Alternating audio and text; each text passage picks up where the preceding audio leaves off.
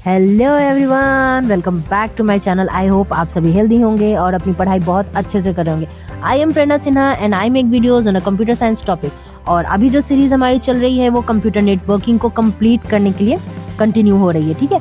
तो और आज की वीडियो में जो टॉपिक हम लोग डिस्कस करने वाले हैं वो है ट्रांसपोर्ट लेयर के बारे में। तो बिना टाइम वेस्ट किए वीडियो को अभी स्टार्ट करते हैं। बट अगर अभी तक चैनल को सब्सक्राइब नहीं किया है तो मैं रिक्वेस्ट करूंगी कि चैनल को सब्सक्राइब कर दो, और अभी तक अगर प्रीवियस वीडियोस को नहीं देखा है तो वो भी कंप्लीट कर लो। तो स्टार्ट करते हैं, बट प्लीज चैनल को सब्सक्राइब कर दो। Let's start. आज जिस नेटवर्किंग लेयर के बारे में हम डिस्कस करने वाले हैं वो है ट्रांसपोर्ट लेयर, जो कि OSI मॉडल का 4th लेयर है और एक क्रिटिकल रोल प्ले करता है। किस चीज़ के लिए? कम्युनिकेशन को मैनेज करने के लिए, ठीक है। ट्रांसपोर्ट लेयर क्या है? 4th लेयर है। सबसे इंपॉर्टेंट बात याद रखने वाली, जो कीवर्ड्स होंगे वो मैं बताते चलूंगी, जिससे आपको एग्जामिनेशन में क्वेश्चन के आंसर करने आसान हो जाएंगे। ट्रांसपोर्ट लेयर क्या इंश्योर करता है? Delivered error free without duplication. किसी भी पैकेट का डुप्लीकेशन नहीं होता है और एरर फ्री डिलीवरी होती है पैकेट्स की। ये जो रिस्पॉन्सिबिलिटी होती है ये ट्रांसपोर्ट लेयर की होती है। क्या है कीवर्ड यहाँ पे? एरर फ्री, ठीक है, विदाउट डुप्लीकेशन। ध्यान रखने वाली बात ये है। अब ये देखते हैं ट्रांसपोर्ट लेयर की सर्विसेज क्या है। ये सारे MCQs जब आएगा ट्रांसपोर्ट लेयर से क्वेश्चन, तो यही अगर ये कीवर्ड्स आपको मिलते हैं ऑप्शंस में तो आप ध्यान रखना कि ट्रांसपोर्ट लेयर के बारे में बात हो रही है। सबसे पहले end to end delivery, addressing करना, रिलायबल डिलीवरी करना, फ्लो कंट्रोल करना और मल्टीप्लेक्सिंग हमने डिटेल में, ये सारे टॉपिक हमने डिटेल में पहले भी पढ़ रखे हैं, लेकिन आज ट्रांसपोर्ट लेयर के पॉइंट ऑफ व्यू से हम इन सबको डिटेल में डिस्कस करेंगे, ठीक है। सबसे पहली responsibility end to end delivery, segmentation functions of transport layer. सबसे पहला है सेगमेंट करना और रीअसेंबल करना। क्या करते हैं यहाँ पे? ये ट्रांसपोर्ट लेयर की क्या रिस्पॉन्सिबिलिटी होती है कि अगर कोई पैकेट जो है, जो डेटा है वो बहुत बड़े पार्ट में है, ठीक है, तो उनको स्मॉलर चंक्स या सेगमेंट्स में डिवाइड करना ताकि ट्रांसमिशन आसान हो सके। उसके बाद डेस्टिनेशन पे जाने के बाद वो डिवाइडेड चंक्स को रीअसेंबल कर लेना, और ताकि रीअसेंबल करने के बाद हमें जो ओरिजिनल डेटा था वो मिल जाए, ठीक है। तो ये हो गया सेगमेंटेशन और रीअसेंबल का काम करना। किसकी रिस्पॉन्सिबिलिटी हो गई? ट्रांसपोर्ट लेयर की। दूसरा क्या सर्विस देता है? कनेक्शन इस्टेब्लिश करना और टर्मिनेट करना। क्या करता है? सेंडर और रिसीवर के बीच में ये कनेक्शन इस्टेब्लिश करता है ट्रांसमिशन स्टार्ट होने से पहले, और जब कंप्लीट हो जाता है डेटा ट्रांसमिट होना, मतलब पैकेट जो है वो डिजायर्ड डेस्टिनेशन तक पहुंच जाता है, तो वो बहुत ही ग्रेसफुली कनेक्शन को टर्मिनेट कर देता है। ओके, ये किसकी रिस्पॉन्सिबिलिटी हुई? फिर से ट्रांसपोर्ट लेयर की। थर्ड और मोस्ट इंपॉर्टेंट जो है रिस्पॉन्सिबिलिटी, जहां से क्वेश्चन अराइज होता है, वो है एरर डिटेक्शन एंड करेक्शन। ये किसकी रिस्पॉन्सिबिलिटी है? एरर फ्री था ना, एरर फ्री डिलीवरी कराना। तो ये चीज की एरर डिटेक्शन और करेक्शन करने का ध्यान किसका है? ट्रांसपोर्ट लेयर का। इंप्लीमेंट करता है एरर कनेक्शन मैकेनिज्म को। ये error connection with parity bit, checksum, ये सब हमने पहले पढ़ा हुआ है। वीडियो अगर अभी तक की प्रीवियस वीडियोज नहीं देखी है तो प्लीज उन सब जाके देखो, ताकि ये सारी चीजें आगे की वीडियो कहीं ना कहीं प्रीवियस वीडियोज से कनेक्टेड होंगे। आपको पॉइंट्स मिलेंगे, आपको लगेगा कि अरे ये तो पढ़ा नहीं है। नहीं, हमने पीछे की वीडियोज में डिस्कस किया हुआ है। तो आई विल रिक्वेस्ट कि प्लेलिस्ट को एक एक करके, एक एक बाइज सारे वीडियोस को कंप्लीट कर लेना। और कुछ ऐसे होंगे जो मैंने नहीं डिस्कस किया है फिर भी वो इंक्लूडेड, तो फिर वो आगे होंगे। लेकिन मोस्ट प्रोबेबली ये है कि जो भी टॉपिक हमने प्रीवियस अभी डिस्कस कर रहे हैं उनसे रिलेटेड कंटेंट पहले हम डिस्कस कर चुके हैं। जैसे यहीं पे देखो एरर चेकिंग मैकेनिज्म, ये हमने पहले पैरिटी बीट्स, चेकसम, इन सब के बारे में हमने पहले पढ़ा है, ठीक है। अब क्या है? Error correction. और ट्रांसपोर्ट लेयर क्या करता है? बहुत सारे एरर चेकिंग मैकेनिज्म को इंश्योर करता है और चेक करता है और इंश्योर करता है कि डेटा इंटीग्रिटी मेंटेन रहे। अब इंटीग्रिटी मेंटेन करने का क्या मतलब हो गया?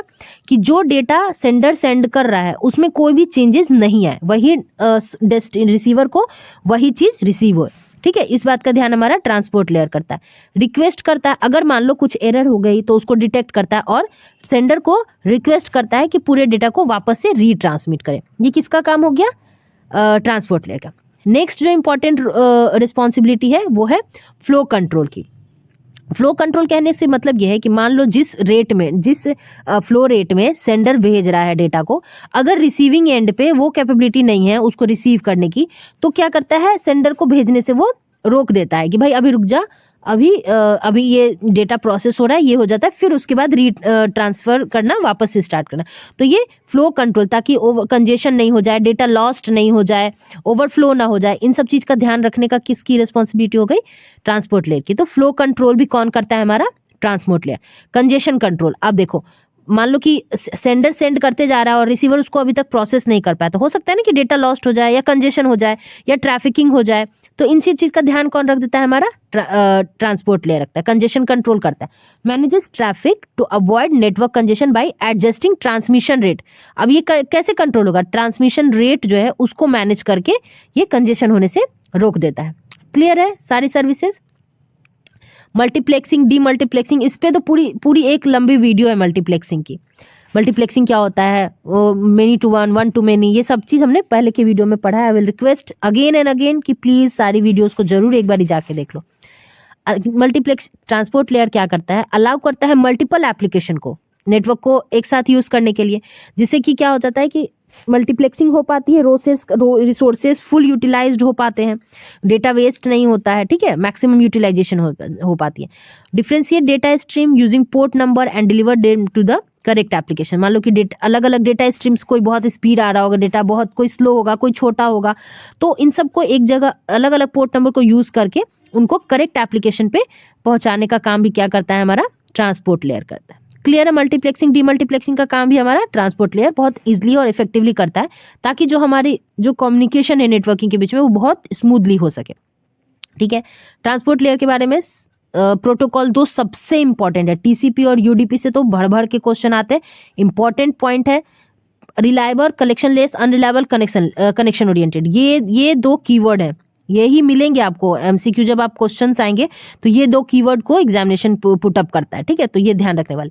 क्या है टीसीपी? ये है ट्रांसपोर्ट लेयर के प्रोटोकॉल, जिसका फुल फॉर्म है ट्रांसमिशन कंट्रोल प्रोटोकॉल। टीसीपी क्या होता है? हमारा रिलायबल होता है, इस पर हम ट्रस्ट कर सकते हैं कि डेटा हमारा मिस नहीं होगा। ठीक है, एक कनेक्शन ओरिएंटेड होता है, लॉन्ग टर्म, जब तक सेंडर को रिसीव नहीं हो जाएगा, रिसीवर को रिसीव नहीं हो जाएगा डेटा, तब तक कनेक्शन बना रहेगा। ठीक है, तो टीसीपी क्या है? हमारा कनेक्शन ओरिएंटेड है और रिलायबल है। इंश्योर करता है एरर रिकवरी को। डेटा एक्नॉलेजमेंट, अगर रिसीव होता है तो एक्नॉलेजमेंट सेंटर के पास जाती है कि भाई डेटा रिसीव हो गया। सीक्वेंस मेंटेन्ड होता है टीसीपी में। ठीक है, कौन सा एप्लीकेशन इसको यूज करता है? HTTP, एफटीएन, email. ठीक है, ये यहाँ पे टीसीपी यूज होता है। यूडीपी क्या है? यूडीपी का फुल फॉर्म है user datagram protocol. Light weight होता है, कनेक्शन लेस होता है, अनरिलायबल होता है। फास्ट तो होता है लेकिन अनरिलायबल होता है। ये कोई एरर रिकवरी या सीक्वेंसिंग का काम नहीं करता है। रियल टाइम एप्लीकेशन में यूज होता है, ऑनलाइन गेमिंग में, वीडियो स्ट्रीमिंग में, इन सब चीजों में हमारा यूजर डेटाग्राम प्रोटोकॉल यूज होता है। ठीक है, टीसीपी और यूडीपी बहुत इंपॉर्टेंट है। यहाँ से क्वेश्चन एक या दो क्वेश्चन तो रहते ही हैं। जैसे टीसीपी के लिए याद करने वाली बात क्या हो गई? कनेक्शन ओरिएंटेड है ना, सॉरी, टीसीपी के लिए याद क्या करेंगे हम कि ये कनेक्शन ओरिएंटेड है, रिलायबल है, एरर रिकवरी इंश्योर करता है, कहाँ सीक्वेंसिंग मेंटेन करता है, एक्नॉलेजमेंट देता है, और यूज कहाँ कहाँ होता है? एचटीटीपी, एफटीपी, एसएमटीपी, ईमेल में। ठीक है, ये टीसीपी के लिए हो गया। यूडीपी के लिए connection less, unreliable, error recovery, sequencing नहीं मेंटेन होती है, यूज कहाँ होता है? रियल टाइम एप्लीकेशन में। यहाँ ये सब चीजें सबसे इंपॉर्टेंट। ज्यादातर जो क्वेश्चन होता है वो connection less, connection oriented, reliable, unreliable, इसी से पूछते हैं। बाकी सारे पॉइंट्स तो मैंने बता ही दिए। ठीक है, अब नेक्स्ट देखते हैं ट्रांसपोर्ट लेयर के पोर्ट नंबर्स। यहाँ से भी क्वेश्चन होते हैं, ये पोर्ट नंबर डायरेक्टली एग्जामिनेशन में पूछे जा सकते हैं, क्वेश्चन मिलते हैं आपको। ट्रांसपोर्ट लेयर यूज करता है पोर्ट नंबर किस चीज के लिए? कि आइडेंटिफाई करता है स्पेसिफिक प्रोसेस और एप्लीकेशन को, कि कौन सा पोर्ट, मतलब पोर्ट नंबर रहेगा तब तो सीक्वेंसिंग अच्छे से हो पाएगी। तो ट्रांसपोर्ट लेयर पोर्ट नंबर को यूज करता है। अब एचटीटीपी का पोर्ट नंबर क्या हो गया? 80, एस का 443 और एसएमटीपी का 225। ये तीनों ही कौन यूज करता है? हमारा टीसीपी यूज करता है ना। एचटीटीपी, एसटीटीपी और एसएमटीपी ये इंपॉर्टेंट है। यहाँ से क्वेश्चन आप पोर्ट नंबर पूछे जाते हैं, तो ये बार बार ध्यान रहे। 80 एचटीटीपी, 443 एचटीटीपीएस, 25 और एसएमटीपी। अब देखो ट्रांसपोर्ट लेयर के हेडर का क्या काम होता है। टीसीपी का हेडर जो होता है उसमें क्या होता है? कंटेन करता है एक source port, destination port, sequence number, acknowledgement number. ठीक है, सिंक और एक्नॉलेजमेंट और चेकसम। चेकसम किस चीज के लिए? एरर के लिए। ठीक है, एरर फाइंड आउट करने के लिए चेकसम मेंटेन होता है। ठीक है, कि कुछ एरर हो जाए तो टीसीपी हेडर में क्या क्या है हमारा? Source number, destination port, source port, sequence number और एक्नॉलेजमेंट नंबर। क्लियर है, और एक चेकसम। यूडीपी के हेडर में क्या है हमारा? Source port, destination port, length और चेकसम। ठीक है, ये यूडीपी का हेडर हो गया। ठीक है, क्लियर है टीसीपी और यूडीपी के हेडर में क्या क्या चीजें में। यहाँ देखो एक्नॉलेजमेंट जैसी कोई बात नहीं हो रही है, कोई नहीं है, एक्नॉलेजमेंट मिसिंग है यहाँ पे, यही डिफरेंस है।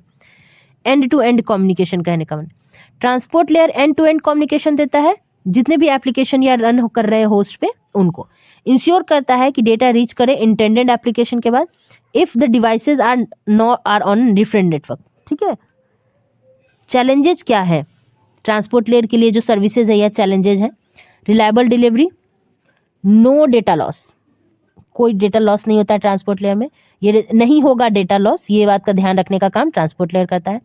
सीक्वेंसिंग मेंटेन होती है ताकि डिलीवरी ऑर्डर्ड वे में, जिस सीक्वेंस में सेंडर भेज रहा है उसी सीक्वेंस में रिसीवर को मिले, तो इस बात का ध्यान हमारा ट्रांसपोर्ट लेयर करता है। रिसोर्सेज का मैक्सिमम यूटिलाइजेशन मेंटेन करता है, मैनेज बैंडविड्थ को और कंजेशन को प्रिवेंट करके रिसोर्सेज मैक्सिमम तरह से यूटिलाइज कर लेता है। फॉल्ट टॉलरेंस, रिकवर करता है एरर से और डेटा लॉस से, ये भी किसका रिस्पॉन्सिबिलिटी हो गई हमारी, ट्रांसपोर्ट लेयर की।